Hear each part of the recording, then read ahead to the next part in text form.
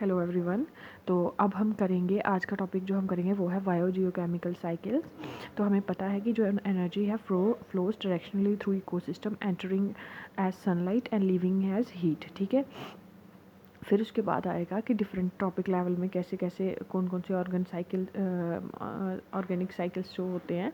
Inorganic matter move reversible in the atmosphere, hydrosphere, biosphere and lithosphere through various cycles, जिसको हम biogeochemical cycles बोलते हैं। ठीक है, फिर उसके बाद आया हमारे types of biogeochemical cycles. Gaseous cycle है, सेडिमेंट्री साइकिल है। गैसियस साइकिल में आएगा हमारा जैसे कि जो कि एटमॉस्फेयर और हाइड्रोस्फेयर में वो होते हैं, जैसे कि water cycle, carbon cycle, nitrogen cycle. और सेडिमेंट्री में आएगा हमारा फॉस्फोरस और sulphur cycle, magnesium calcium cycle, लेकिन हम करेंगे सिर्फ फॉस्फोरस सल्फर साइकिल क्योंकि यही दोनों हमारे सिलेबस में हैं। अब आज हम करेंगे कार्बन साइकिल।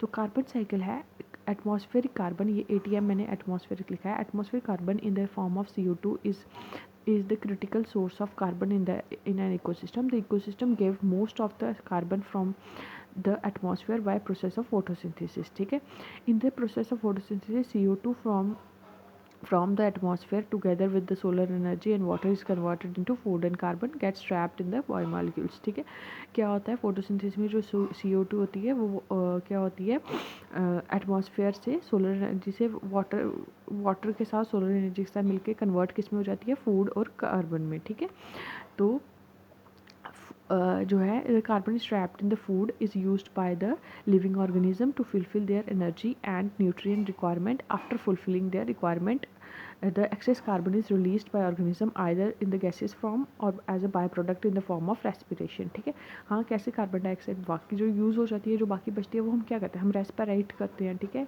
या फिर एक्सक्रीशन के थ्रू कार्बन जो है वो बॉडी से बाहर हो जाती है। ठीक है, फिर उसके बाद आएगा, ये सारा वही दिया हुआ है कि कैसे कैसे आप पढ़ सकते हो इसको। ठीक है, इसको ये इतना इंपॉर्टेंट नहीं है, जो इंपॉर्टेंट है वो मैंने यहाँ पर अंडरलाइन किया हुआ है।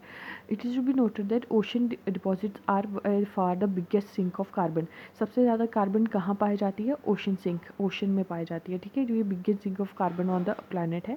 तो lithosphere is again a major sink of carbon. Lithosphere में भी कार्बन पाई जाती है। Carbon is trapped in the form of fossil fuels and also sedimentary rocks such as limestone and dolomite etcetera. ठीक है, लिथोस्फेयर में किस तरह से कार्बन ट्रैप्ड होती है, इन the form of sedimentary rock. ठीक है, तो ये सारा फॉसिल्स में आता है। ठीक है, ये फॉसिल्स के फॉर्म में होती है।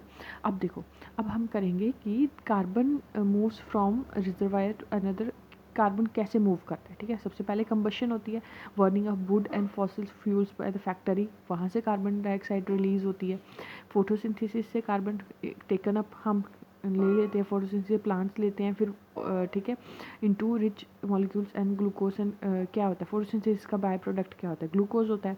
फिर आया metabolism, autotrophs convert carbon into organic molecules like fats, carbohydrates and proteins. ठीक है, फिर उसके बाद आया cellular respiration, animals eat plant for food, take up all the organic carbon carbohydrates के फॉर्म में। Plants and animals break down the organic molecule during the process of cellular respiration and release energy H2 and CO2।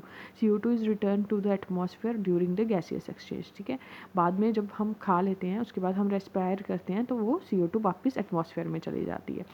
Precipitate CO2 is the in the atmosphere can also precipitate carbonate in the ocean। हाँ, ocean में carbonate के form में होता है CO2। Decay, CO2 gas is also release into the atmosphere during the decay of all organism. ठीक है, जब organism dead decay हो जाते हैं तब उसके बाद भी वो CO2 बनती है। अब नेक्स्ट है हमारा वाटर साइकिल और नाइट्रोजन साइकिल। मैं इसके बाद कराऊंगी नाइट्रोजन साइकिल, क्योंकि वाटर साइकिल इतना इंपॉर्टेंट नहीं है जितना नाइट्रोजन साइकिल बहुत इंपॉर्टेंट है। तो जो नाइट्रोजन साइकिल है वो मैं कल करवा दूंगी। So thank you so much. If you like my notes and my videos please subscribe me and like, share and subscribe. Thank you so much.